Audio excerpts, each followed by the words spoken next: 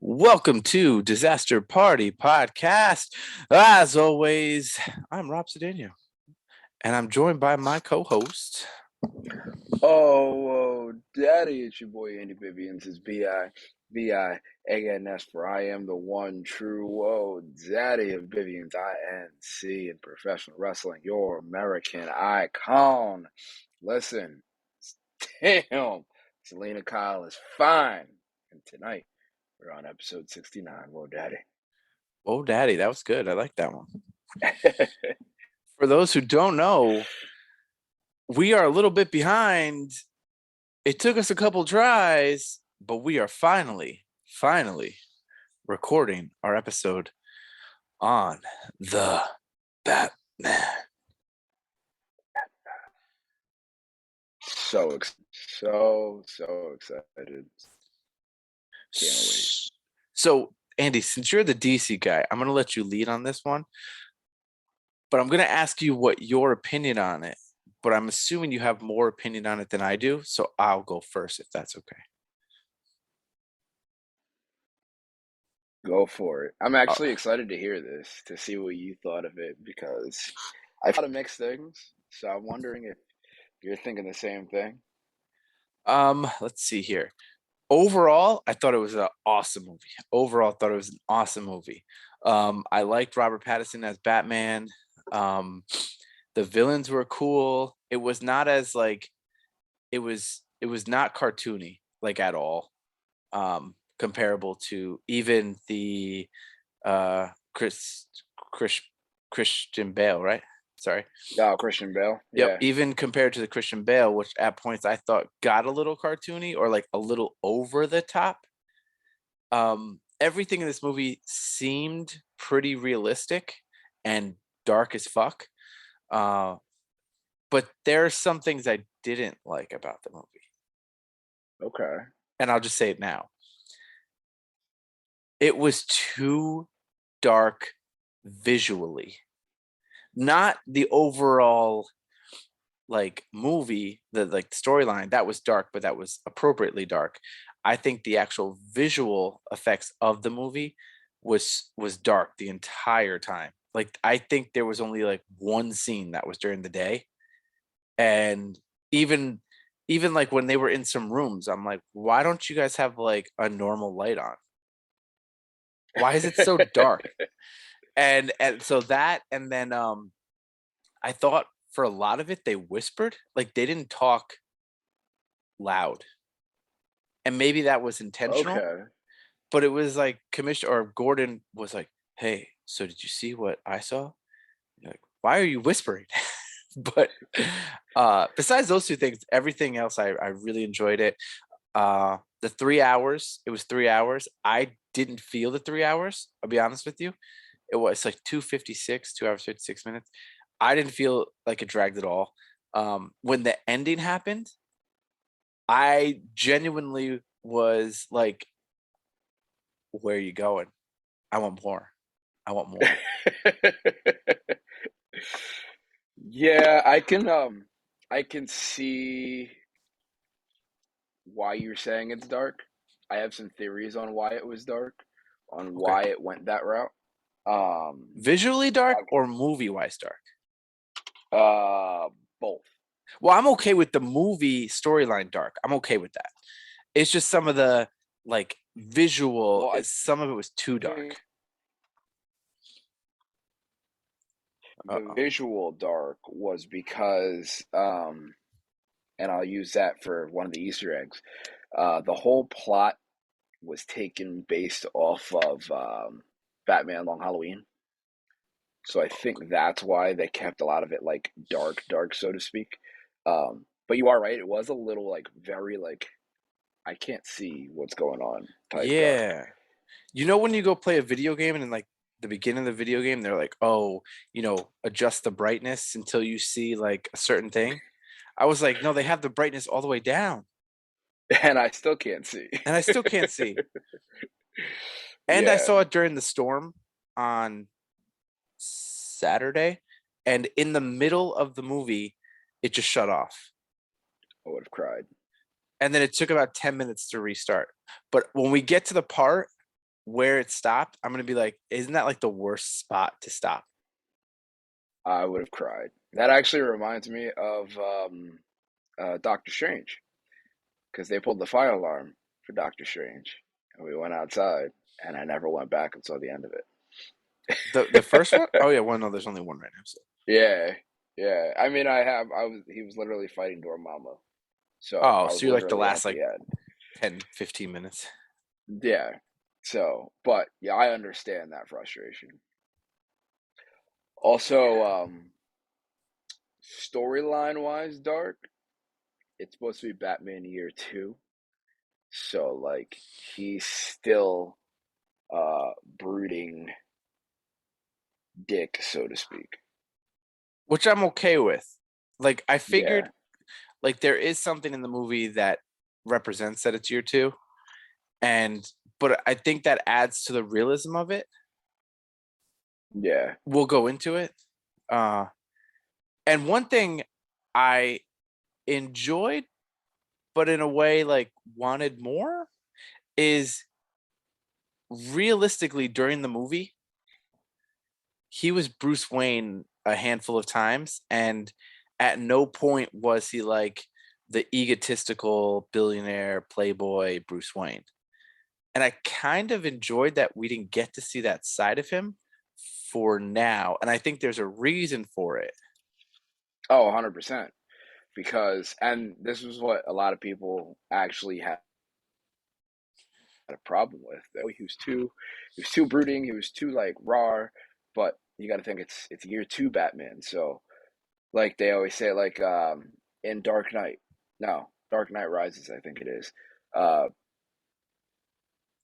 Bruce Wayne do a gala, and everybody has like the mask and everything on. And Mhm. you're like, oh, what are you? Why don't you have a mask on? I think Selena Kyle is like, who are you trying to be? And he's like, billionaire Bruce Wayne, because to him, billionaire Bruce Wayne is his mask. Being the Batman is his true identity. So in this movie, he's fighting to be. He doesn't know how to be Bruce Wayne. Yeah, he He's almost so forgot. angry. Yeah, he's so angry, and he's so like, I need to correct this, that all he is Batman. So he's also the first Bruce Wayne and first Batman that A did not go to a gala and B did not have on a $1 billion suit. I feel like his suit was an expensive suit though.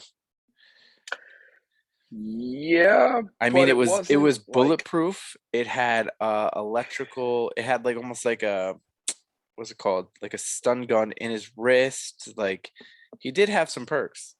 oh, if we're talking about the bat suit, yeah.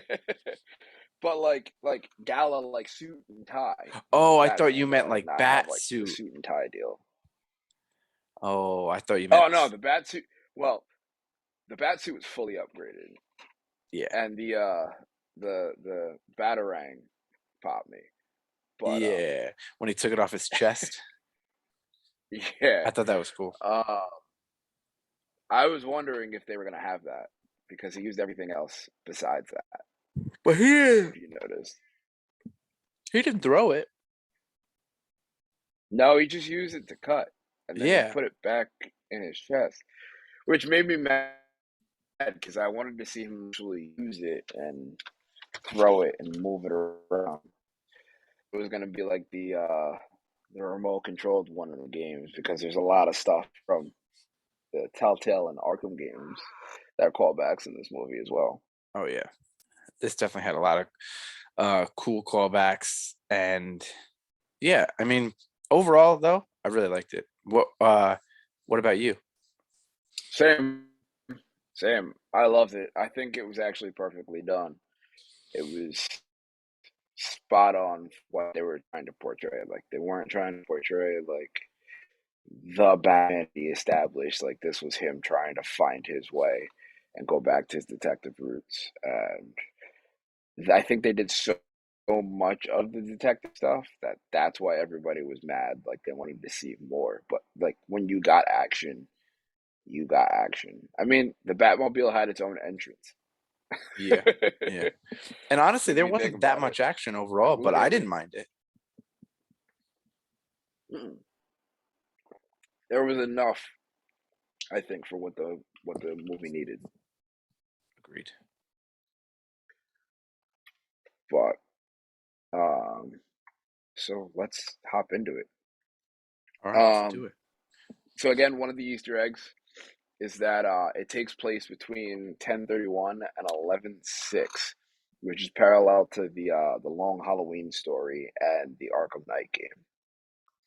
So on Halloween in Gotham City, Mayor Dole is murdered and calling himself the Riddler. Actually, the movie starts off with um, Bruce Wayne pretty much giving his like memoirs, and he's like talking, and you're kind of like going through the streets, and he's pretty much saying how like Batman has become the symbol of fear now. So when everybody sees the bat signal, they know like fear is coming.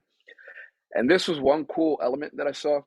So you see a bunch of kids grouped around, which kind of threw me off because they looked like the Joker gang, but the Joker gang, in my knowledge, doesn't show up until, um, um, oh, that's gonna kill me. Uh, the Terry McGinnis days of Batman. So like future old Bruce Wayne Batman, and a group of guys with painted faces, kind of looks like, and there's and the guy gets off the train, and they're pretty much, I guess, initiating this one guy into their gang. So he's got half his face painted like the Joker, and then the other half is not. So they get off the train, and this was one cool element that I think Batman needed that was never shown. Batman normally is like a ninja, where like he can get in and out of dark places very quickly, being unseen. This Batman, you heard his footsteps, buddy, and you just hear Your robot boom, voice pretty bad right now, dude. boom, and he starts walking out through the darkness, and he confronts Joker. So as he the Joker gang, the one guy takes a swing. Batman winds up beating up everybody, but the one guy with half his face painted stops and doesn't move forward, doesn't try to fight them at all. He kind of just holds back. And oh, did I freeze? No, but you were robot for voice for a little bit there. Oh, what was the last thing you heard? I could like hear you on and off. The last couple things you were saying were clear. Um, Okay, yeah. so Batman beats up the entire Joker gang, but he only leaves one guy. Um, he only leaves one guy unbeaten or untouched, and it's the guy that had half his face painted, who kind of like held back and like didn't attack Batman. So, So fun fact about that all right. is, oh, go ahead. No, I was gonna say this scene, like, I feel like Um, this movie had so much like detail that like even we're gonna summarize a lot of it because it's a 3 hour movie, but there was so much in this scene that I think it needs to be kind of brushed over at least.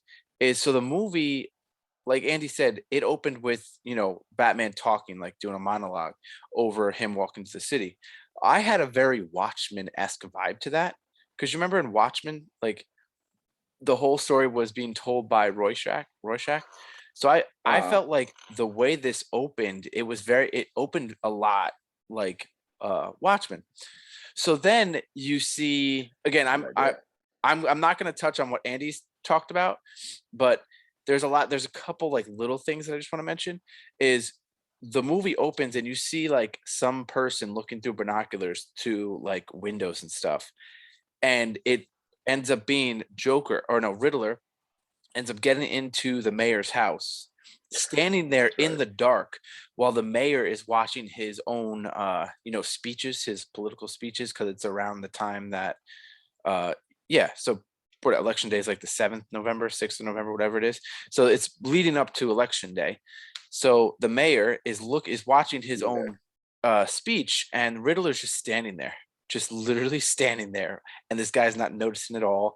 And then he ends up, hitting him in the head, duct taping him. It did look very like weird at one point because he's like sitting on top of him, and he goes to like pull toward his like look like his belt on his pants, and me and Taylor are like, what the fuck is he about to do? And then he whipped out like duct tape, and we're like, oh, okay, like, that's weird. So that was Yeah. one thing, and then we'll get into like where that led to. But then while Batman is talking about how he's become this, fear in the city, you start seeing all these like groups of bad guys. Like they all have masks on because it's Halloween. One guy goes and robs a deli.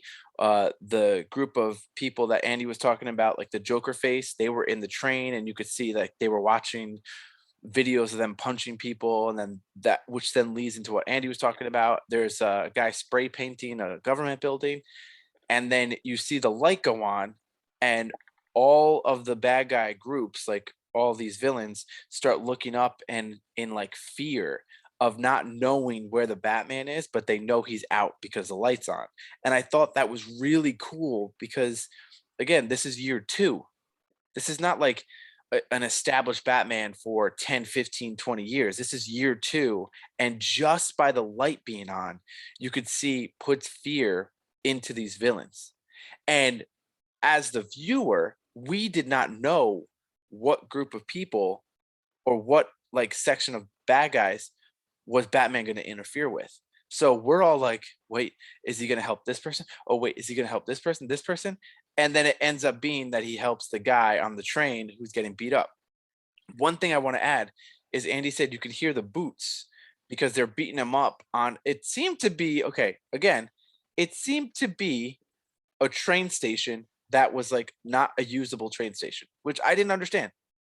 The guy got off Yeah. on a train or like a subway stop or whatever that had no lights on, no people, nothing. Why would you get off a train stop like that? Like I would what? So anyways, again, it was dark for no reason at points, like I said. So they're beating up the guy or whatever, and then you hear the boots, and then the leader of that Joker face group goes, "Who do you think you are?" And he goes, vengeance. And then like Which is awesome. the battle scene breaks out. But I thought that was really cool how it just kind of showed the impact that this Batman's had so far in just 2 years. I agree 100%. And it's funny because him saying that over and over again was a nod to the animated series. Batman goes, I am vengeance, I am the night, I am Batman, which is like a famous Kevin Conroy line. Mhm. Also, the one Joker thug that Batman doesn't beat up, fun fact, is Jay LaCrusoe, who plays Tim Drake, aka the third Robin in the HBO Titans series. Really? That's cool. So, so could be a connection there. Could might not be a connection there. Who knows? But that would be pretty dope. That sounds pretty cool. Um, So now we go to the apartment of the dead mayor, correct? yep. And you have police everywhere, and Batman shows up, and you hear the boots, and the police are kind of looking at him strange, but he's walking through, and then the smallest guy in the room stops and is like, "Police only, you can't get through." And Batman kind of looks at him, and now Lieutenant Gordon is like, "Let him through." So James Gordon isn't a commissioner yet; he's only a lieutenant, and he goes inside, and they start looking for clues, and they discover the Riddler, the guy in the mask, who killed Don Mitchell, left a note for Batman. And at that point, once they start doing the investigation, Commissioner Savage pretty much comes in and berates Batman and Lieutenant Gordon for letting Batman into the scene, that he's not a cop, and that he shouldn't be there, and he's the reason why they're all there. And pretty much soon after that, Riddler actually winds up killing Commissioner Savage and leaves another note for Batman. So he's kind of leaving like little riddles and little clues here and there for Batman to try and solve to get to his next like victim, so to speak. Yeah. This was Um, cool in this aspect because one, I thought it was interesting that Batman came in full costume and it just kind of looked very out of place with all the cops, but in like a weird, funny way. But it like worked, but it also looked weird. Two, it also showed again, this is not like I'm gonna punch first, ask questions later, Batman. This is a detective Batman. So it was very interesting to see him looking around the room. He found a spot of blood on the floor that the investigators didn't find. He realized that the mayor's thumb was missing and it was cut off while he was still alive. It just like these little things, and he was like looking at the wall. So it's just very interesting to see the details that he wasn't missing. And then the cops were trying to be like, oh, yeah, we saw that. And it was just kind of funny. we had that. We knew that was there. Yeah. So they try to decipher Riddler's note, and they wind up finding a thumb nail drive in in Mitchell's car. And so they process the thumbnail drive and they wind up finding images of Mitchell with a woman, uh, Anakita Kozlov, um, who Batman needs to figure out who she is.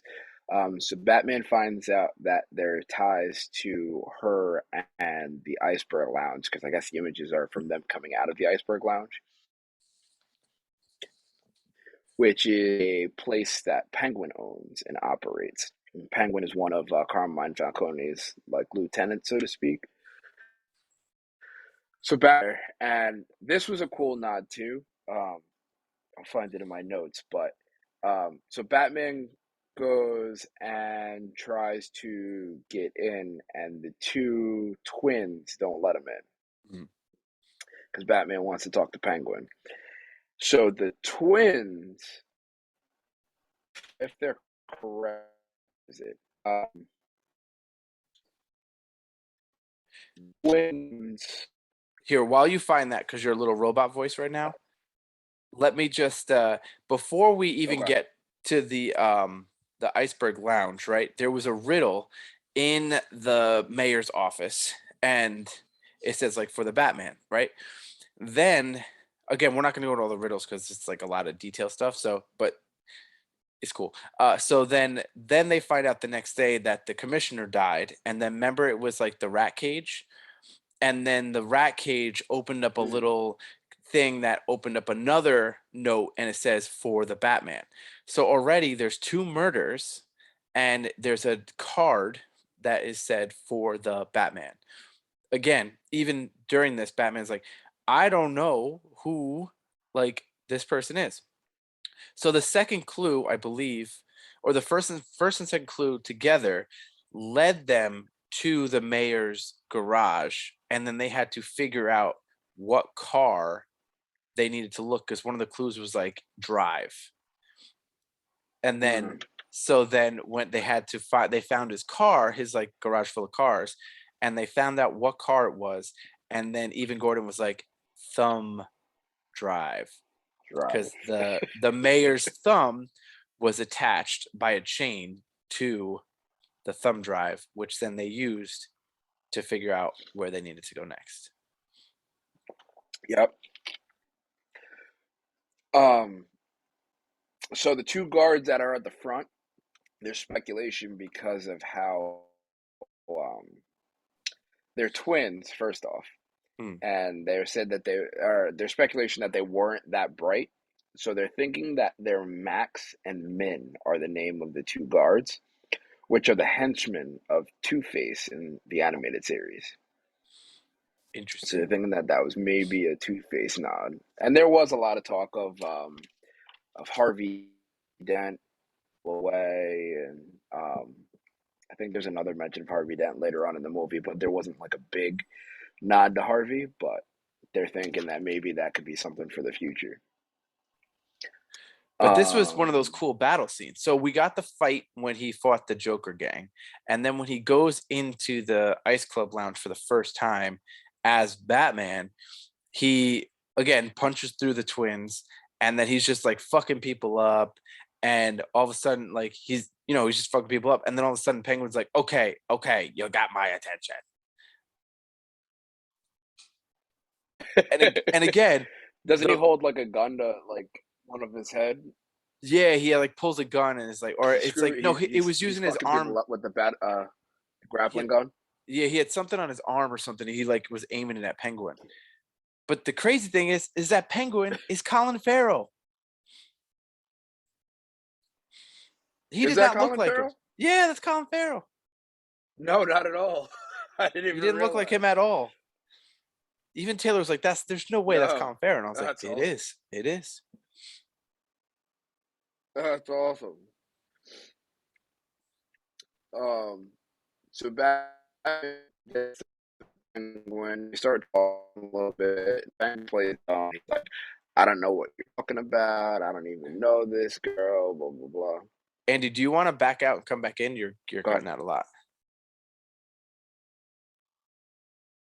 I'm cutting out a lot now. All right, I'll Yeah. try it. All right. I'll continue. So at this All right. point, Batman is interrogating Penguin, and he's basically saying, "Who is this girl?" He's like, "I don't know who this girl is." And even though the photo had Penguin in the same photo as the girl and the mayor, and he goes, "Oh, it was just bad timing. That the girl um, just so happened to be exiting at the same time as me. I have nothing to do." He slams Penguin against the glass and like cracks the glass, and he's like, "Whoa!" And Selena Kyle walks in, serving drinks. And Penguin's like, oh, hey, blah, blah, blah. And they kind of swap drugs too. And Batman's just sitting there watching. And then Selena Kyle leaves because as they're talking about the girl, and you could see Selena Kyle's like, whoa, like Batman's like, oh, she reacted when we mentioned the name. I'm going to keep an eye out on her. And then Batman is, basically saying, Penguin, don't make me come back here, essentially. So now you see Selena Kyle basically leaving the club through a taxi. She's on the phone with her friend that they figured out, like, oh shit, people are looking for you. And so she's calling her friend. She's like, okay, we could leave, we'll run away, blah, blah. They get to the apartment.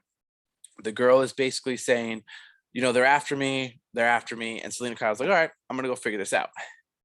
So Selena Kyle dresses up as her Catwoman herself, and she leaves the apartment, and Batman's watching the whole thing. And at this point, right, she's going to go so at this point we find out that Selena Kyle is running to the dead mayor's home. So she gets in there and she's looking for something, and she opens up this safe that's behind a painting, and it reveals that she was looking for her friend's passport.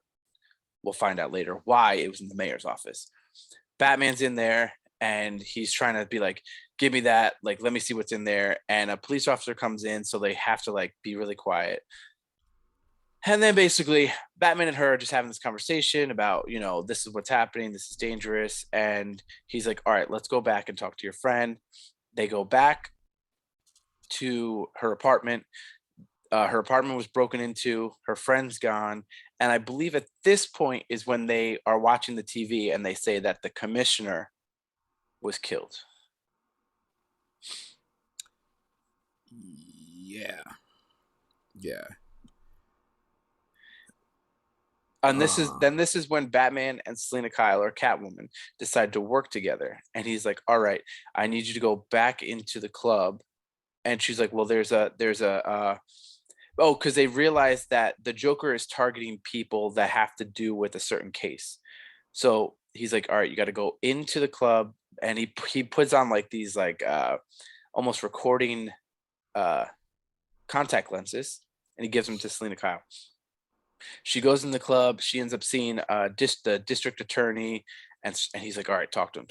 And he's revealing like, oh well, it's all about this case. It seems like they're targeting people that are associated with this case. I don't know what I'm going to do. I'm scared, blah blah. And he's like, you're just making me feel better. And she's like, okay, I gotta go. She ends up seeing a girl who knew her friend and was her, like, kind of like, where's my friend, tell me where she is. And then Falcone ends up coming in and noticing her and was like, hey baby, you haven't been down here in a while, because I guess it's like a VIP section. And Batman's like, wait, you know him? How do you know him? And then she goes in the bathroom and goes, I don't know him. Or she's like, you have a relationship with him? And she's like, I don't have a relationship with him. And then pulls out the contact lenses.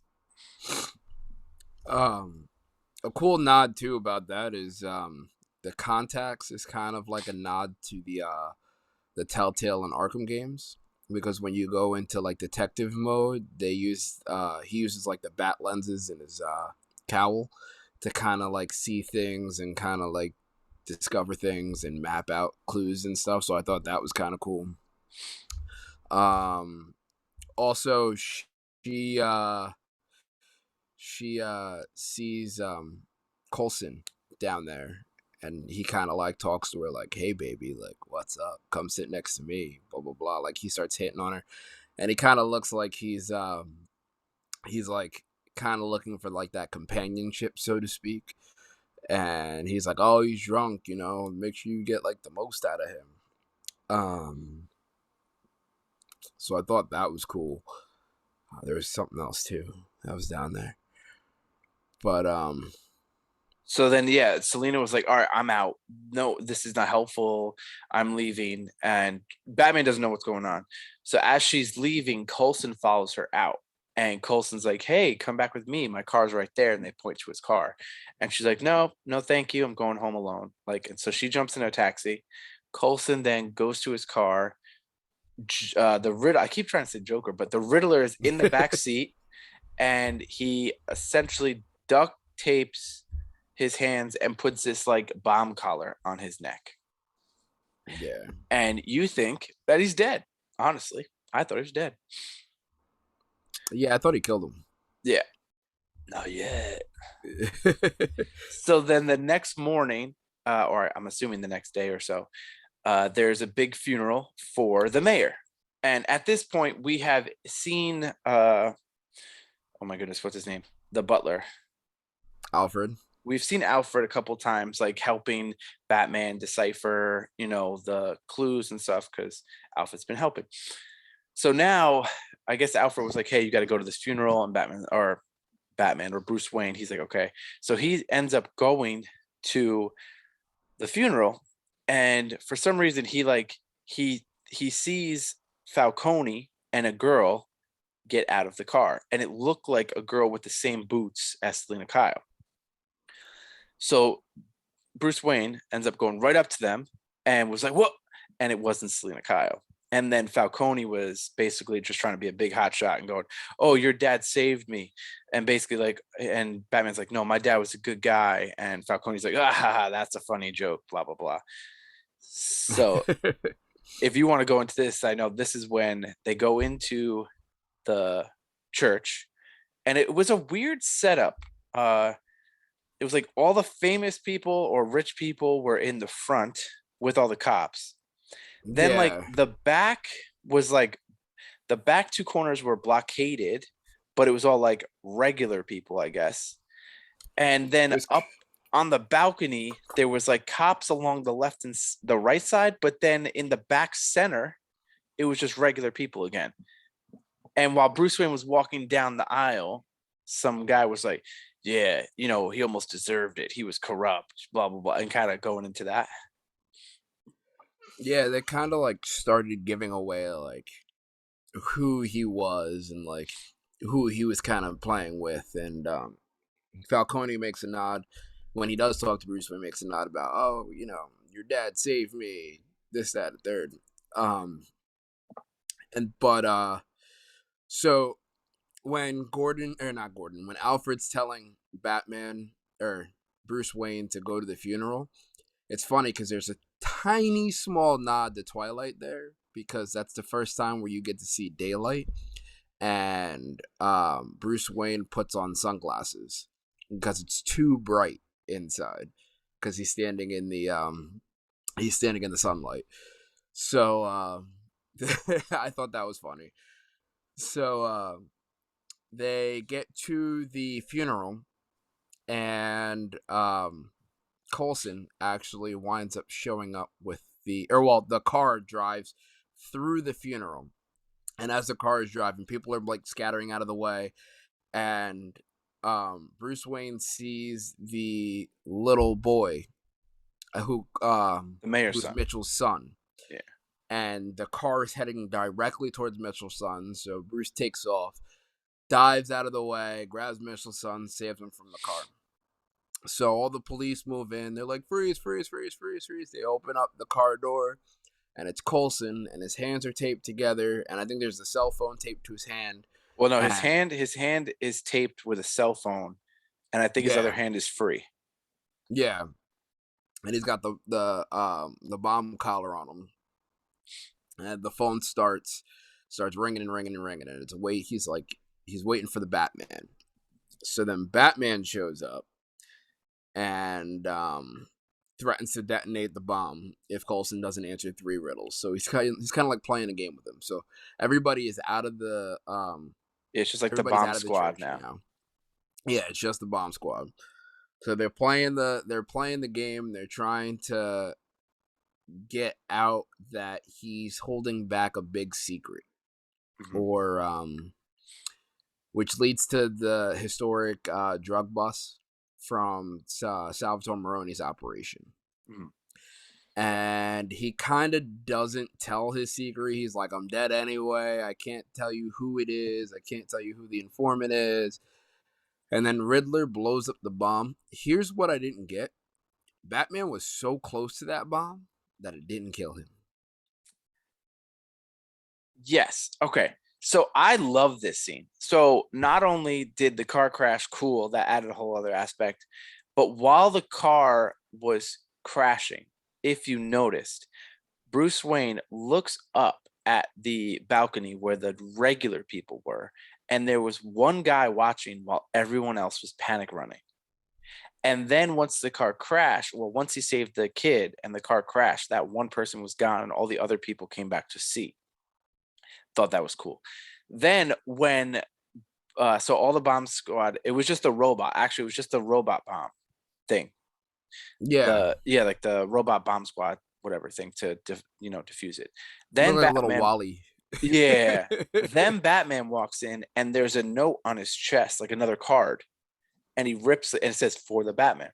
He rips it off and it says pick up if you want answers, pick up the phone. This I thought was cool because like this whole thing is like psychological, right? So he basically FaceTimes with the Riddler, but he doesn't want to talk to the Batman. He wants to talk to Coulson. But the whole thing is being aired like on TikTok or some like the news or so. So a bunch of people are watching this. All social media. And he's getting, I think they give him, the Riddler gives him a minute for 3 riddles. And the first 2 riddles, Coulson has no idea like what the answers were, but Batman did. So Batman's in full costume and he's giving him the first answers to the first 2 clues. So then, like Andy said, the third one was like, tell us, it was something like, who is the person who's the big bad rat or something like that. And Coulson was like, I'm dead no matter if I tell you or I don't tell you. And then Batman was about to walk up to him to say, just tell us. And the bomb went off. He got blasted. So the reason why I think he was okay is because his suit is so like, it's bulletproof and it's heavy. So I think it kind of protected him almost like a military grade weapon. I would have expected him to have maybe like something on his face, like burns on his face or something. Yeah. But he got blasted off. He gets knocked out. Coulson obviously falls dead, and then the police rush in, and you could see like Batman kind of like fading in and out of consciousness. I thought this next scene in particular was cool, and I forgot about it until you just said that. So when Batman wakes up again, he's in the precinct and he's laying on the table, and all the cops are surrounding him. And Batman wakes up and freaks the fuck out. Well, he freaks out because one of the cops says, "Let's take off his mask," and touches his mask, and then Batman wakes up and is like, "Pop, pop, pop, pop." He just starts like trying to fight everybody, and then like Gordon kind of shoves him up against a wall. He's like, "Let us get a minute, let us get a minute," and then Batman's like, "I'm not giving up who I am," like, and he's like, "I got to get you out of here." And you think like Gordon's on the side of the cops, instead he's on the side of Batman. This was a cool And scene, though. so then he's like, "We got to get you out of here." He's like, "You're gonna punch me in the face, and then you're going to take off through these doors and these doors and these doors." He's like, "All right." So he cracks Gordon in the face and he takes off running throughout the police precinct and gets away. Before you go any further, there's a detail there that we missed earlier, but we're going to go back. So Okay. so all the police officers leave the room and they're just watching through the glass. So it's just Batman and Gordon. And they're talking really close, really close. Like, and you can see Gordon's talking with like he's pretending that he's mad, but he's not really mad. And then this police officer comes in and he's got a broken nose because this police officer was in the club in one of the previous scenes, and Batman whooped his ass. And so Batman looks over and he sees him and he looks at Gordon. He's like, "That guy was at the iceberg lounge the other day. He was in he's not a good guy." And then Gordon's like, "He's a cop. Like, this is not good." And then right when Gordon like wasn't expecting it, he then punches him in the face. He runs out the door. All the cops try to chase after him. This was a cool scene. And he's running through the precinct. He gets to this like super, like, I don't know, staircase, like the staircase, but with a big opening in the middle. And he just like batarangs all the way up, right? He gets to the roof. He's running to the building, like running to go jump off the building. And this is where the movie shut off when I went to see it. I would have been pissed. I was like, "What the? Oh, he's pissed. gonna jump off the building. Oh, yeah, yeah, yeah." And bonk. And I was like, "What the fuck?" I would have been pissed. Did it start right from there though? Or No, did it start, went like, back. It went back a little bit. It went back to like right before he punched Gordon in the face. Okay. So I was about to say that's kind of a cool point on where he turns into pretty much a sugar glider. Yeah, he what's he do? He basically, those like fly suits that people use for when they're, skydiving? It's not like a parachute, Yeah. it's like a wingsuit. He basically gets to the edge, presses some button, his suit kind of like turns into a wingsuit, and he just like jumps off the building and starts flying through the city. Then he pulls the parachute and like snaps his own neck on a bridge. Oh, he got gets fucked tossed up. like 18 blocks. And then he just gets up and walks away. Yeah, he's Batman. Yeah. It's cool. Yep. But him and Gordon figure out that Penguin has something to do with it, and like Rob said, the guy was in Penguin's Iceberg Lounge. So he's like, "We got to go back." So Batman and Gordon wind up going back to Iceberg Lounge to kind of stake it out and kind of figure out what's going on, see if they can get to Penguin, to have him tell them the name of the person. And is that when they got the clue, Ratalata? I'm not sure, but they don't go back to the Iceberg Lounge. Actually, they go to this like like pier, which has like a factory, right? Isn't that where they go?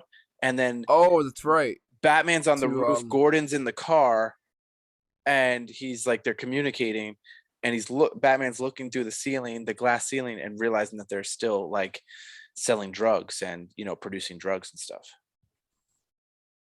And that's when Selina shows up to try to rob Penguin of all of his money, and then everything goes sideways. Everybody starts shooting, and then Selina realizes that her friend that she's been looking for this entire time is dead in the trunk. And with the money. With the money. Yeah. So not only does she go to get her prize, but she also finds what she was looking for. Mm-hmm. This next scene is cool for many different reasons. You have the big shootout. You have Batman saving Selina and Batman fighting together. He gets shot and falls, and I thought, oh shit. Yeah, I actually didn't think he was gonna get up from that, but then again, his suit was bulletproof, so that kind of confused me a little bit. Um, but this scene is cool because a so after he falls, Penguin gets in the car and he's like trying to get away. So Penguin pretty much leaves his money behind. He's like, forget it, I don't want it anymore. Selena hops on the bike, takes one of the bags from one of Penguin's people, And while Penguin all this starts. is happening, Gordon is like pinned down on his car shooting some of the thugs, if you want to call them that, the gang members. Yeah, And he's holding his own, and then pretty much they're all taken care of before Selena and Batman leave. yeah. Then for like, I want to say a good solid 2 minutes, the Batmobile gets its own entrance, its own theme music, its own revving. It was dope. It was awesome. It reminded me a lot of the animated series vehicle in some aspects. Not a lot, but like you have the like the turbo fire thrusters in the back coming out, like shooting out of the back. Um just the feel and the look of it had almost like a 60s Adam West vibe to it a little bit. It wasn't like a Um super fancy car. It was basically like a muscle car with extra muscle yeah. Yeah. and bulletproof. Exactly. And anybody who played the Arkham Knight game, the first time you ever get to drive the Batmobile and use it in a game, a lot of what was taken from that game was in this movie. So that was very cool to see. Yeah. And then this whole chase scene, whoa. Like this was crazy. Wild. It was wild. Wild. So I don't even know how to explain it. It was just wild. Batman's chasing Penguin. He keeps catching up to him. Penguin keeps like dodging. Then Penguin he like takes an exit. So now he's racing away from Batman in oncoming traffic. And then eventually he gets to like he gets to like the correct side of the road. He's dodging between cars, and then he like knocks into like an 18-wheeler. The 18-wheeler like flips, and the Penguin gets by. And then again, this was like comic booky, I'd say.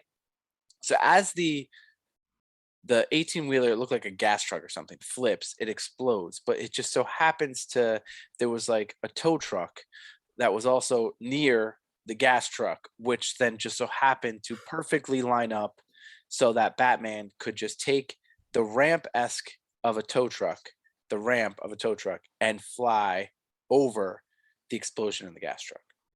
Yep. Lands perfectly and catches up to Penguin, hits him on the sides, makes Penguin spin out. His car flips like 18,000 times. He's still alive. And it was this cool scene that Penguin's car was upside down. He was still in the car. Batman parks. And again, the slow walk of the Batman, and you just hear his boots. So this is like the third time you get this, right? You get it right before he fights the Joker face gang. You get it right when he enters the room to help the Coulson guy who got his head blown up, and then you get it now. And I don't know why they focus on the footsteps, because if you think about it, with that explosion, cars, people crying, they live in the city, I'm sure ambulance, cops, and like you could still hear the footsteps. You got to think, like, if you're in an area and you're worried or you're scared about something, you're trying to focus in and listen on like, oh, is anybody coming? Or, oh, do I hear sirens coming? Like the cops are coming. Like, I think that's what they were trying to focus on. I do think him going to Penguin's car and kind of bending over, kind of like this, like tilting his head, was kind of cheesy. Yeah. But it was funny. It was funny for what it was. Yeah. That was like the most superhero-esque thing. Yeah. That I think in the whole movie. I think it's always cool to see like a Batmobile fight, because there's not a lot of them if you think about it, like in the movies, And just the way that they did everything, like a lot of that was like a lot of missions in Arkham Knight, so that was kind of cool. So it was kind of like the callback to that.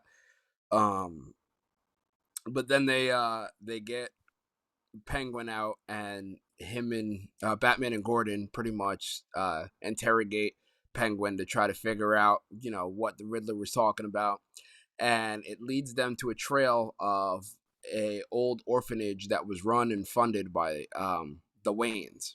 But it was funny though, because as they were interrogating him, they tied him up, like his hands and his feet.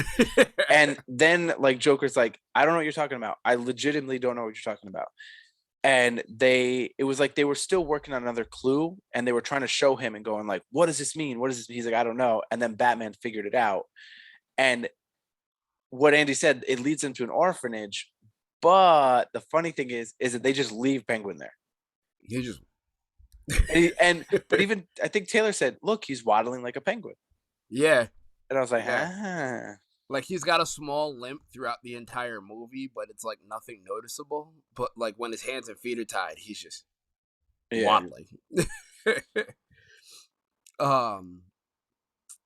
So they go to the orphanage and they learn like the Riddler's grudge with the Wayne family, and I think that's where they find like another note to Batman, and Batman realizes that the next attack is going to be on Bruce Wayne, and this was cool though.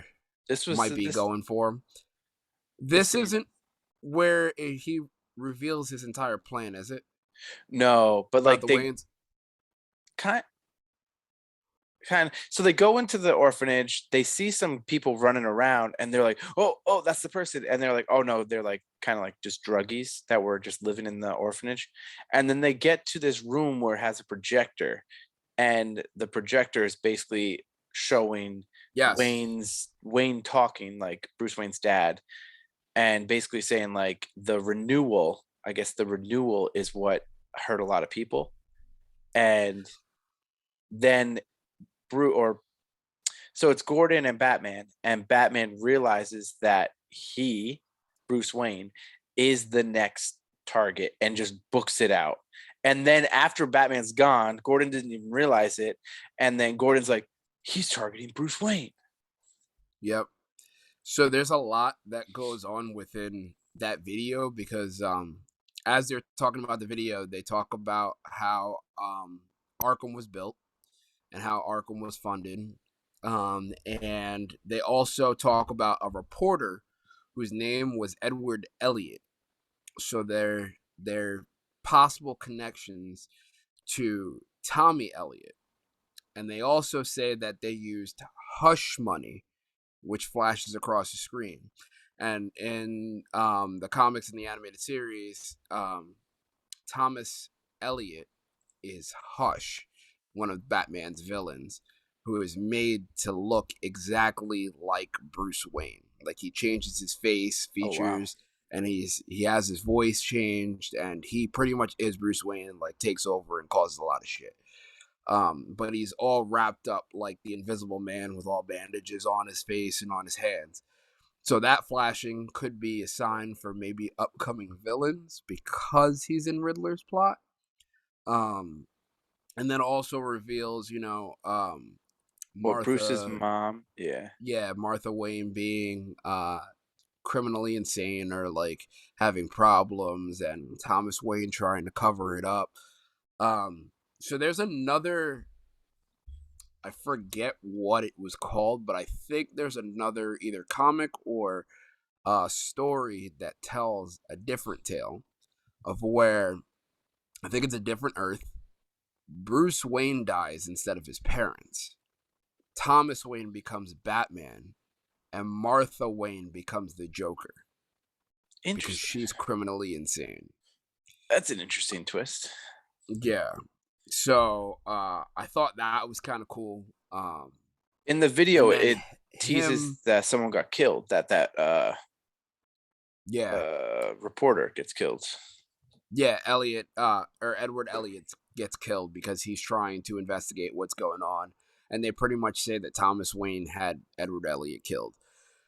So as Batman is racing back to Wayne Manor to try to kind of warn Alfred from what's about to happen. He's calling the manor from his car, from the Batmobile. And if you notice in the movie, a red phone starts ringing inside of Wayne Manor. And that is a nod to the 60s bat phone that was Oh linked yeah. to Commissioner Gordon when Gordon needed to call Batman. But it's just ringing and ringing and ringing and ringing. Alfred's not picking up. And you see this happen, and you see him, you see Alfred find a note that says, "For the Batman," and he picks it up, and he goes to open it, and then all of a sudden, all of Wayne Manor blows up. Well, no, it was just that room. Or just that room blows up. Yeah, it wasn't the whole Wayne Manor. And then he finally gets his, Batman finally gets his maid on the phone. It's like, "I need to talk to Alfred." And she's like, "You're too late. It happened about 2 hours ago." So he was already late. Which is so cool. Like, it really made that just seem so much more dire, because the fact that he was racing back and it was showing Alfred opening the package and all that other stuff, and you're like, oh, is he gonna make it? And then you're like, oh no, that was 2 hours ago. But there was one thing I don't know if you noticed, is that the letter that says "for the Batman" was in like one of those like safe for fire packs, like whatever they're called, the non-flammable cases, Yeah. so that it didn't get ruined in the explosion. It's it was very well done. Yeah. If you think about it, or you think about how it did. So Bruce Wayne, it switches over to Alfred's in the hospital, and Alfred's unconscious, and Bruce Wayne's kind of asleep next to him, and Alfred wakes up, and Bruce is pissed. Bruce is like, "You lied to me about my parents." And throughout the movie, you see like kind of like a back and forth battle between Alfred and Bruce. Like, Bruce is kind of like, "You're not my father," and he mentions it a couple times, and Alfred's like, "I know." And he's like, "You lied to me about my parents. You lied this, that, and the third." And then Alfred kind of states that like, your father loved you, and he wanted to be with you, and it I was all think you're Falcone. missing a whole part though.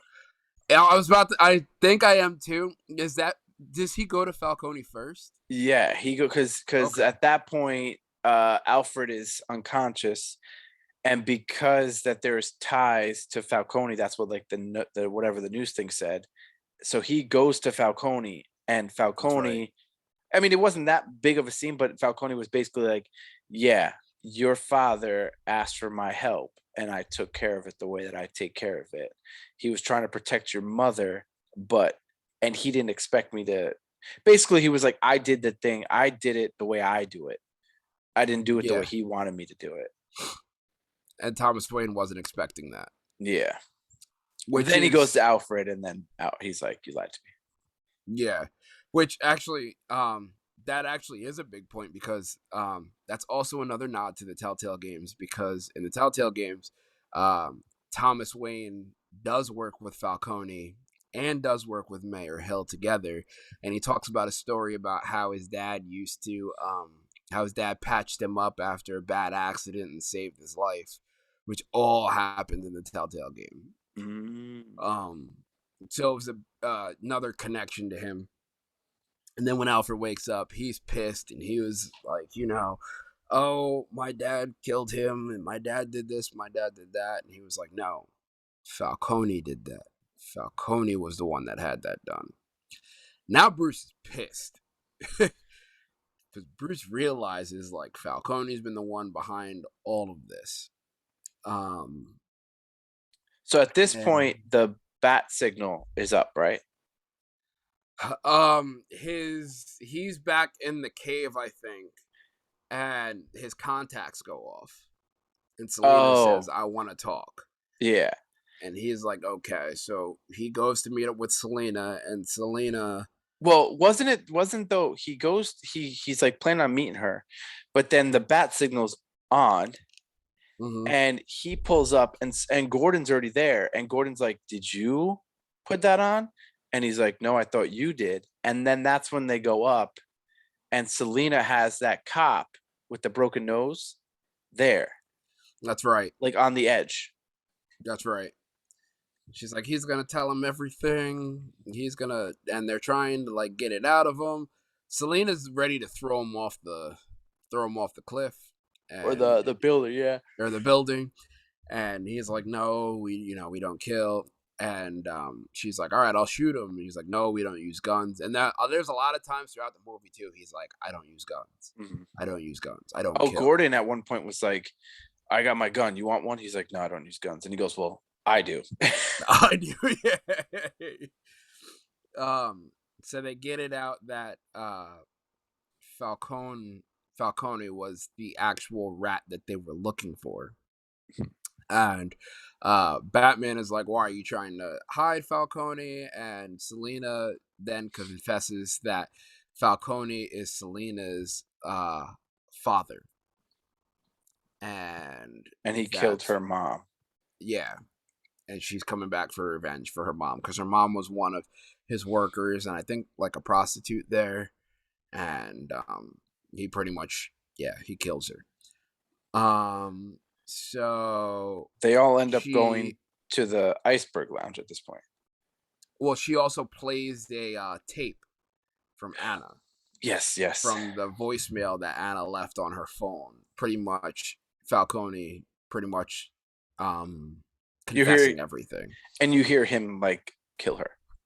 And the reason why he killed her was because she knew he was the one, and she was the only key to that. So Batman and Gordon arrive at the Iceberg Lounge in time. Oh no! So Selena goes to the Iceberg Lounge. Well, Selena goes to the Iceberg Lounge. She leaves. She's like, I'm out. Like, I'm gonna go kill him. I don't care what you guys say. But then doesn't Gordon take that recording and bring it to like the news station? So now the recording is being exposed to like the news station. Selena Kyle goes to the Iceberg Lounge, gets to Falcone's like office, and says like, "Hey, I want to talk to you." And then she was about to kill him, and then one of his cronies comes in and goes, "Boss, you need to see this." They go into a different room to watch the news station, revealing the voicemail. And then right as like they're realizing, okay, what's happening, Selena Kyle's in the doorway and like shoots and misses him. Yep. So then it's just Selena Kyle with one of Falcone's cronies and then Falcone. Yep. All while Batman is fighting his way in, right? Yeah, I think he's like on his way in or on his way up. He's like fighting everybody in the lounge now. Selena, Kyle, and Falcone are fighting.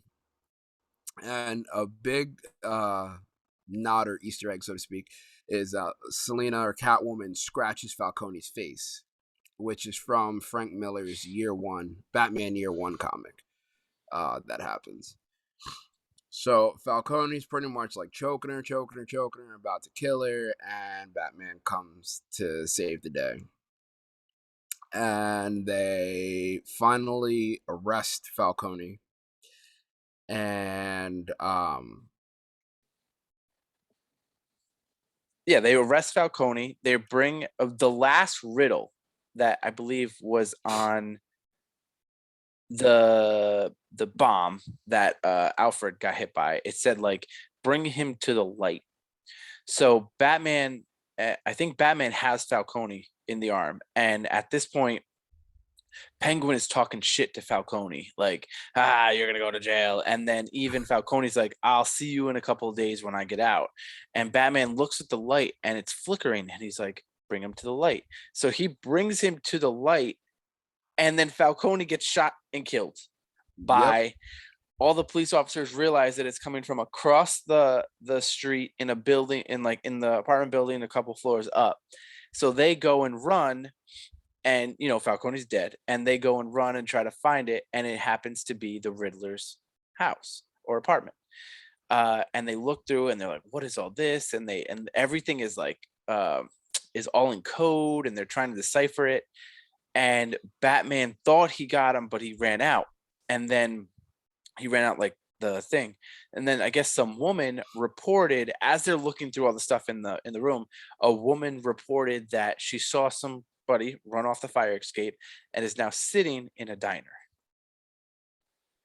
So all the cops go, and Riddler's just sitting in the diner. The cops go in, they arrest him. He's drinking a cup of coffee or whatever, and the coffee has like the question mark with the, and right there we have our villain. We have Riddler. He is now captured. He's incarcerated in Arkham Hospital, and he is revealed to be Edward Nashton, an accountant. AKA Edward Nigma. Edward Nigma. So this was kind of cool because they found an encrypted video that says... Not yet. They didn't find it when they were going through his house after they arrested him? Well, first doesn't Because I think they find the video and they think that Batman now thinks that Edward knows who Batman is. But it's encrypted. And Batman kind of leaves quickly and he's like, I don't know what it is. Because he thinks that that's going to be his identity. I thought at this point they found the video and Batman's like, oh shit. And then Gordon goes, hey, I just got a call. The Riddler wants to see you. Yeah. And then the Riddler, he goes to see the Riddler, which didn't look like in a hospital because there was like the barricade, the cop barricade. Oh, he was in Arkham Asylum. Okay. Yeah. Like a max penitentiary type deal for the criminally insane. So then Batman goes to see him and he's very quiet. And then this scene was, we're not going to do it justice, but the actor awesome. The actor who plays the Riddler, I can't think of his name right now, but he's just like, Bruce. And, again, Batman's like, oh shit, does he realize it's me? But he doesn't say anything. He just stands there like he looks angry. He's just like angry. And essentially, I'll summarize it. The Riddler does not realize that the Batman is Bruce Wayne. He is basically saying that the renewal and what happened put a lot of kids in orphanages, like into the orphanages. Well, I can't even say the word right now. And he's like, oh, well, Bruce Wayne, what a sob story. What a bad orphan. Oh, wow. Just like everyone else, he has he was like, oh, he has millions of dollars. His life must have been so hard. Oh, Bruce. And then he goes into like his own thing of like when he was in the orphanage, he was cold and he had to share a room with 30 kids and that the rats would nip at you. And he's like, Bruce Wayne doesn't know what real pain is and we have to stop him. And even at this point, the Riddler's like, you've been helping me this whole time. Thank you so much. And I'm like, what? I was like, what? That was wild. Wild. When you think about it though, I could see how he thought that because again, it's only year 2 Batman. So I'm sure a lot of people don't know what Batman stands for. So people could be like, oh, he's how like Spider-Man is, right? Jonah Jameson always talks shit about Spider-Man and how he's like a villain and he's trying to do all this stuff. Who knows? Maybe Gotham News is saying the same thing about Batman to make Riddler thinks that he would work with them. And if you think about it, all the riddles that he had was basically getting him somewhere that only Batman can get in. Because he was like, I don't have the muscle and the brawn that you have that can get everywhere. He's like, I can't fight. He's like, but you can. You helped me. And pretty much all of his riddles, Batman thought he was solving to try to like stop the Riddler. He was solving them and helping the Riddler destroy everybody.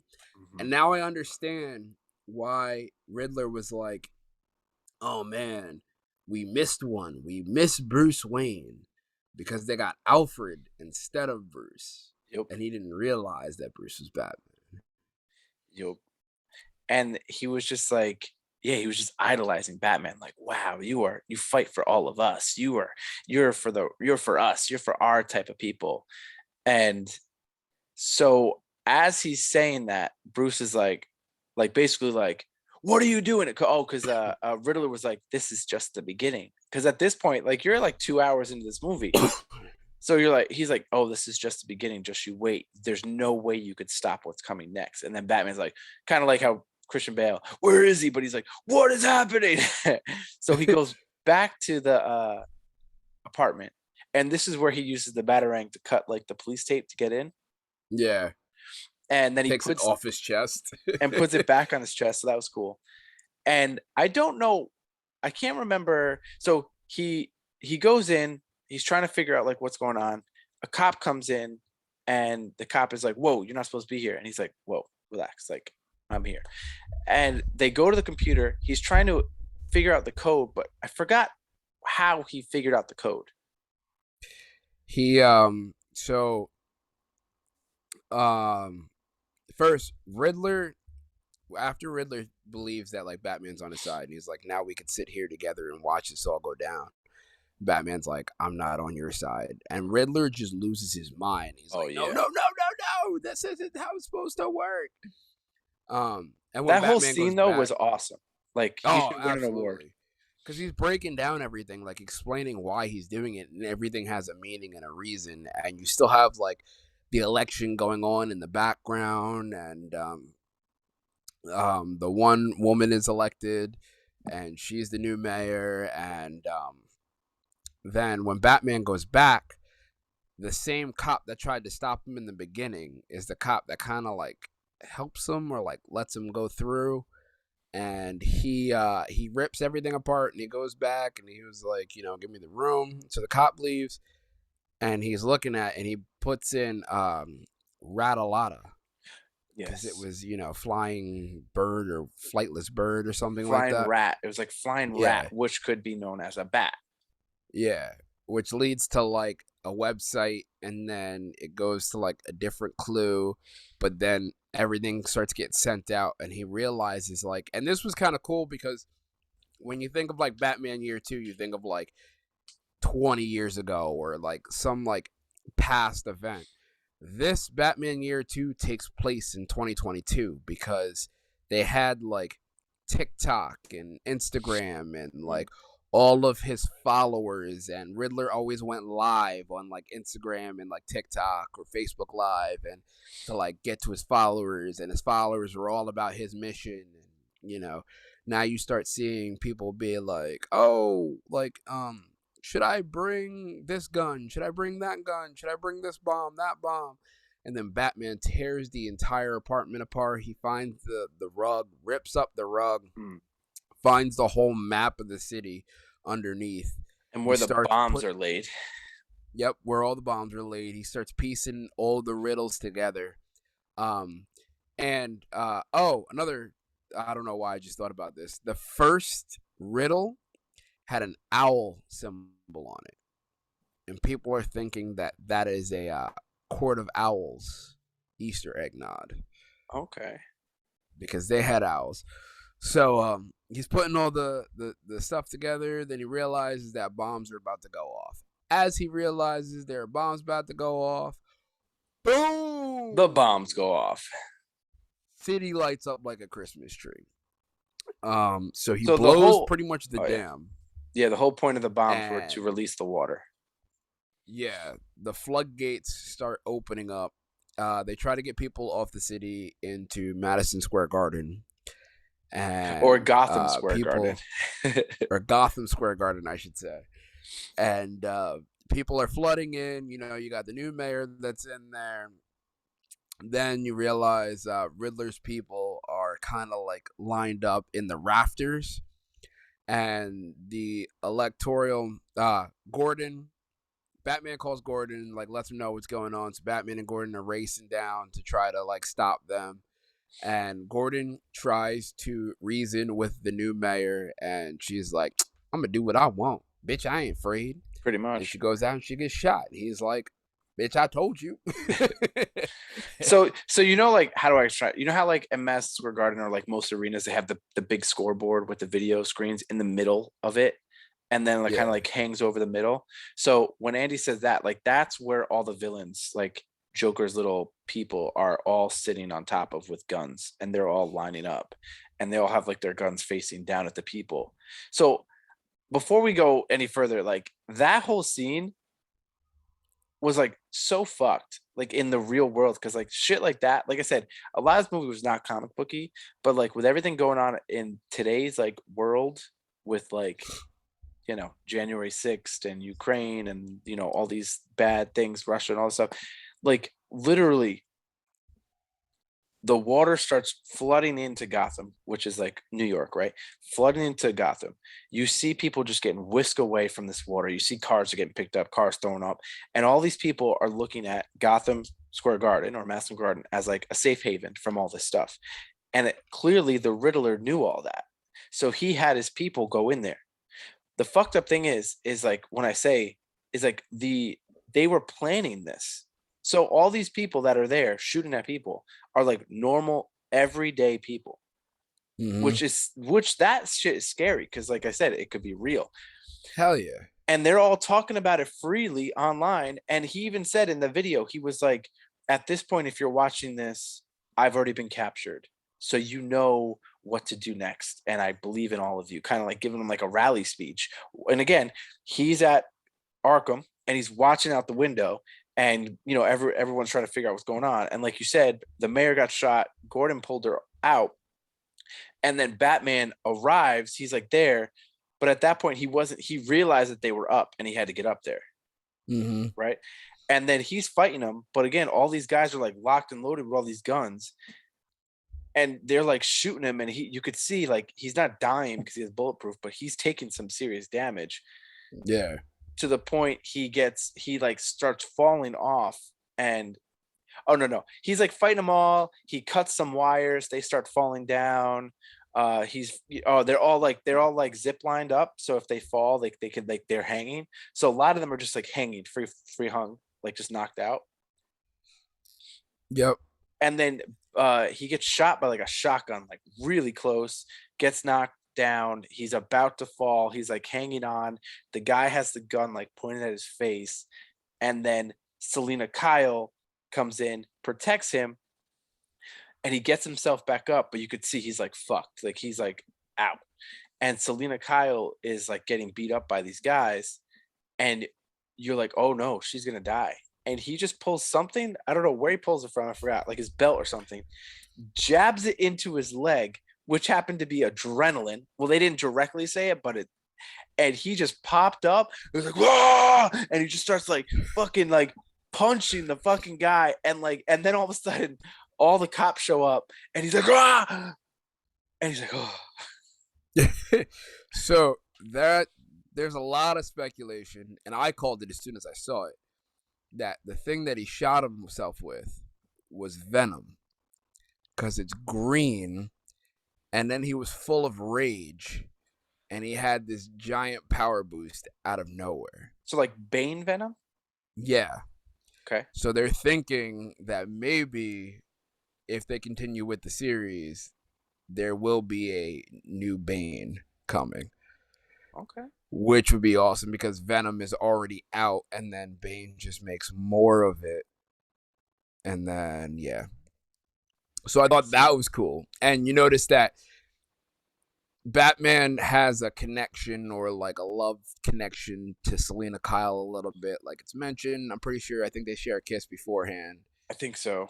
So she's about to die. And he sees that. And he just gets rageful. He's already rageful, but he gets even more rageful. And I think like one of the Riddler's guy goes, "Your vengeance." Oh no, he goes like, "Who are you? Why are you doing this?" And he's like, "I'm vengeance." I'm vengeance. Well, the villain does. Yeah. I had a theory about this, but I know I put it in the group chat. I don't think you guys agreed. I thought maybe that guy was the leader of that Joker group in the beginning. And when he goes, "Who are you?" and Batman goes, "I'm vengeance," he was he was like, "All right, fucker, I'm vengeance too, and I'm vengeance against you." Like I'm getting. That could be. But then you could also look at it like the Riddler and his group were obsessed with Batman, and they were trying to be like Batman, thinking he was one way. So by saying he's vengeance, he was almost saying like, "I'm associated with you. We're on the same page." I think that's what they were going for, because Riddler originally thought that Batman was working with him. Yeah. Also, I think that there was I'm not 100% sure. I got to go back and check, but I think the Riddler that said "I am vengeance" is the same guy who played Joker's henchman in Dark Knight. Okay. Yeah, like one Okay. of the main talking guys in the beginning. Yeah. Um, I think I read that actually. yeah, and then so Batman realizes that there's a live wire swinging back and forth over the water where all the people are, so he has to stop it. So Batman jumps on the wire, takes the batarang out of his chest again, cuts the wire, and then falls deep into the water. So So at this point, while then everything is going on, like while the fighting's going on up top, the water breaks into the Madison Square Garden. yeah. Yeah. And everything uh, happens so fast, so it's hard to like. Facts. So then he finally gets in. He helps save the mayor, the new mayor, which miraculously she's not shot anymore, which was weird. Well, at least she wasn't acting like she was shot. Yeah.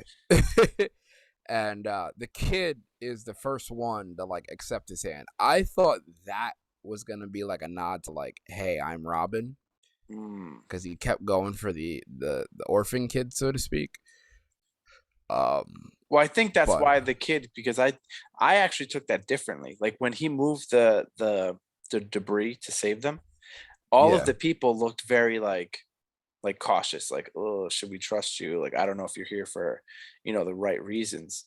And then the kid, who again has already made contact with Batman like twice, he was like, and the kid offered his hand first to be saved. yeah, yeah. So I thought that was cool. Then he saves everybody, and he lights a flare, and he's kind of like leading the way, and everybody starts to follow him, kind of like a symbolism of like, all right, we accept you as like Gotham's protector, and he's leading them out to safety. Which that whole thing is also a storyline in one of the comics, which is like a post-apocalyptic Gotham City, and also in Arkham Knight, it's pretty much like the villains of Gotham split up sections and take over sections.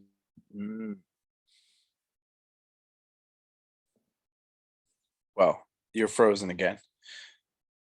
So the last thing you said was that they take over sections in that apocalyptic, and he's frozen. For those who don't know, I don't know if it's me or him, but I'm going to talk just in case, because he is frozen solid.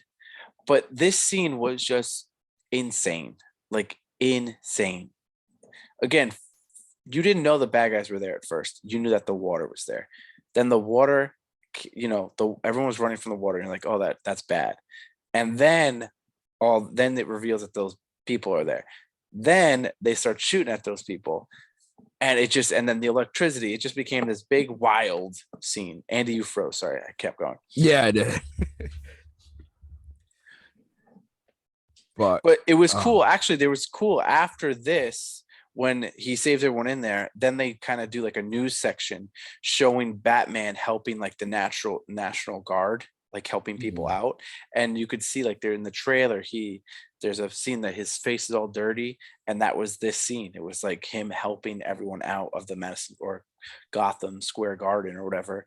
And it was just really cool that you could see that even though after 2 years, some people trusted him, some people didn't, but at this point the National Guard was okay with him enough to let him help.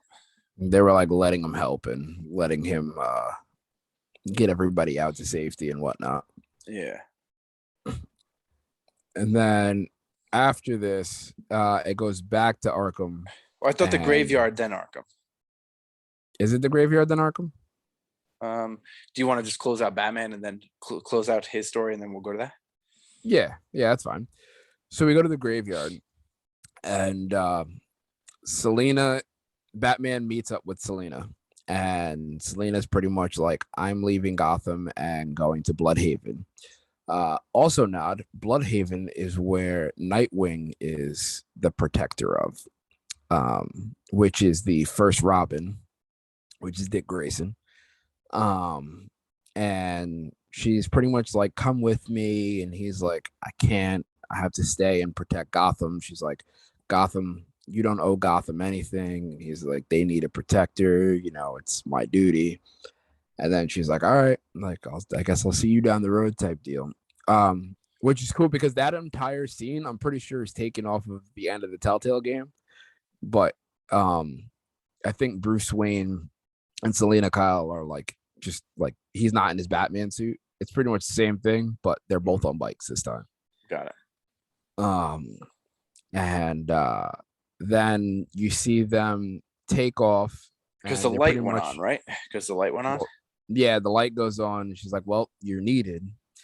So they pretty much both take off, and they're both riding together, and then they get to a fork in the road. Selena goes left, Bruce goes right, and Bruce looks in the mirror and watches Selena ride off into the sunset. After that, it switches to Arkham, and Riddler is pissed.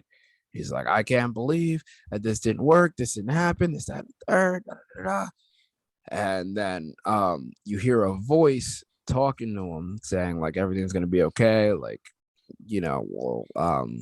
people will remember you now. Yeah. They'll never forget what you started. Kind of. Now you have friends. And he was kind of saying all this stuff. And then he starts to laugh. What other inmate in Arkham starts to laugh? Mm-hmm. It's clear as day, the Joker. And the director announced that he is, in fact, the Joker. And I think he's played the Joker before in either a video game or one of the like cartoon type deals. He's a young guy too. So I'm excited to see that. I wasn't sure if it was Joker or Two-Face. But did you see anything? Because I couldn't see his face. You could see his jaw. Because Sean told me he saw it twice. He saw it twice, one in or both times in different movie theaters. He said the first time he saw it, he couldn't see his face. It was like a silhouette, right? But I guess the second time he saw it, it was in like a different movie theater, and he said it was brighter. It wasn't as dark, and he said you can actually make out the scars on his face. And so I saw it in IMAX. And okay. I can make out the face. And the only thing that made me make a connection to that being Joker is, to me, the way his face looked, it almost looked like a Arkham Asylum version of Joker. So he had like the long, like thin jawline and like the really thin face. So if like that's, and it kind of seems like that's the way that they're starting to go, is like following the Arkham game route, which is fantastic, because then if they go into another movie the way they did it this movie, Joker plays a big role in Arkham Origins. So like, but you have Bane as like the main villain, and you have like Riddler as a main villain, but you realize that like Joker's pulling the strings on each and every one of them. So that would be kind of cool to see. But yeah, I only saw like the facial outline. When he started laughing, I was like, oh, that's got to be Joker. I will tell you though, I thought that scene was cool, but I thought the Riddler had a better Joker laugh than the Joker. Oh, of course. But it shouldn't be. It was weird. It was weird. I feel like, yeah, Riddler had much better. Yeah. I don't know. Yeah. I mean, that is like the ending. There was a secret ending all the way at the end. It was like there was a scene in the movie that Batman's on the computer and there's like a question mark, and they kind of like start typing to each other, and that's how they figure out it wasn't Penguin at that point. And that's at the end. And then you can go to the website. Basically, the secret ending, someone deciphered it. It leads to the website, Joker's or Riddler's website, and it says something like, I don't know, I'll be back, or it's not over yet, or something like that. This isn't over. There's more to come. Yeah. So I think that's going to lead into some stuff. And I guess that website is like active too. Yeah, apparently it keeps changing. So yeah. And one of them has like a date, or like you look at it, it's like a date, and the date, like it's almost like coordinates, so to speak. And I think it's like, I forget what it is, but the date is pretty much the date of when Joker, Riddler, Batman, and Bane had their first issue together.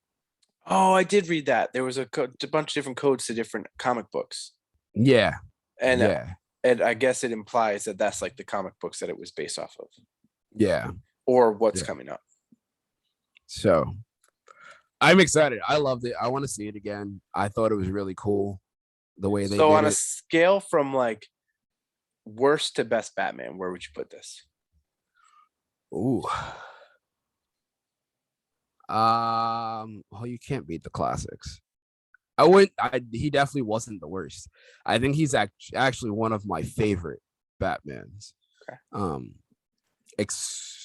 And this is going to be really hard to say. I think he might have been better than Christian Bale. I agree. In a sense. Except for Dark Knight. I feel like Dark Knight was still better than this. Well, Dark Knight hands down is always going to be better. Just for the way it was done. But I don't know. I mean, my only problem with it, which isn't really a problem because I thought it was cool too, is that he had too many distinguished gadgets, so to speak. I like the fact that like his cave was like literally in a unused train station that was just like literally like some computers and a little bit of tech. But it was like 2022 tech, which was cool. But like if it's year 2 Batman, like you already have a bulletproof suit. Well, you gotta think he's still rich. So well, yeah. But like he already has like I don't know. It was weird. And I'm still mad that he didn't throw a batarang once in this movie. That kind of made me mad. I feel like the batarang is kind of cartoony because you're like, oh, I'm going to throw it. And it just hits like 8 people. Well, it's funny because when he took it off his chest, I thought it was the remote control batarang from the games, which would have been dope. But, yeah, I just felt like he had too much. Okay. For like year 2. So if like this is year 2, then he's got to have everything when he's fully established. But also that year 1 Batman, he was if I remember the comic book correctly, he wasn't like a flashy Batman. It was kind of like, I got my shit, I'm gonna beat your face, and that's it. And like he's more of a detective. Yeah, kinda well, like, year 1 kinda Batman like also got password. Oh, well, it's kind of like Sherlock Holmes, but like we'll whoop your ass. Oh, you froze again. Hello? Andy. He froze again, ladies and gentlemen. I don't know what's going on with your internet today, boy. Oh, you're back. Back. Yep. I will say though, I wanted more prequel. I like wanted to see how he became Batman. I wanted to see how he got his training because clearly he could fight really well. It was implied that Alfred helped him, but I can't see Alfred like being that badass. Also, I want to see how Gordon and Batman made their first connection on how Gordon trusts him so much after 2 years. Like what established this? And again, you don't need it, but I felt like it would have been cool to get that. And and even at the end of the movie, I wanted more. Like I said earlier, I wanted more. So maybe that's was the intention. I think Alfred had like special ops training. Like I think there's a certain comic or a certain like story where like Alfred's actually a badass and like can like fuck people up. But within this one, I think they kind of like implied to that a little bit. But yeah, I agree. That would have been cool to see. It wasn't your original origin story, so to speak. It was kind of like Spider-Man. It was already established. Yeah. Yeah. Well, that's the thing that was cool about Spider-Man was he was already established. You went through 3 or 4 movies, and then now he's back to your original origin of nobody knows who he is. Like they almost worked backwards in a sense to restart him, which I thought was brilliant because you always see in the movies he gets bit by the spider, everybody knows he gets his powers, blah blah blah. This one's like, nah, I got my powers. Now everybody doesn't know who I am. So it's like I'm starting all over again. Yeah. So yeah, overall, I really liked it. I would say go see it. It's really, really good. I would actually rank this second to Dark Knight, but I think I might need to see Dark Knight again to really establish it. But I went in being skeptical of Robert Pattinson being Batman or Bruce Wayne, and I now am like, you got it. You're good. I like it. I like it a lot. I stick with what I said. He had the Ledger effect. And nobody believed that Twilight could be Batman. Nobody believed Twilight could play a good Batman. And people even had their doubts when he was like, I'm not working out. Like, I'm not bulking up for Batman. It's just not going to happen. And I think he killed it in every sense of it. And I agree. I think that's second to Dark Knight. I mean, the classics are still the classics, but yeah, they're still the classics, but I don't think they live up to this anymore. I still love how Nolan was like, I guess he told Christopher Nolan like he had to go do something because he was working on another movie. And Nolan looked him dead in the face, was like, you're Batman, aren't you? And he kind of just smiled and walked away. It's like Nolan knows his Batman. Yo. So I guess that's the end of this. We'll stop here. We've been going for a little bit. So for upcoming episodes next week or Sunday, we have Jason coming on for the No Nine Neighbor.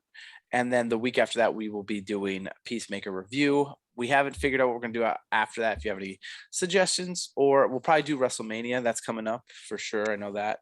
Probably do an episode on that. That might be after Peacemaker, most likely, with the timing. Or we might have to push Peacemaker again. Who knows? We'll get the Peacemaker eventually. Yeah, we'll get to Peacemaker eventually. So, yep. As always, I say, remember to like, share, rate, review, comment, subscribe, and follow us on all social media platforms, including YouTube. For Disaster Party Podcast, I'm Rob Steno. Oh, whoa, Daddy, I'm Andy Bivians. And we are out. Peace. Bye.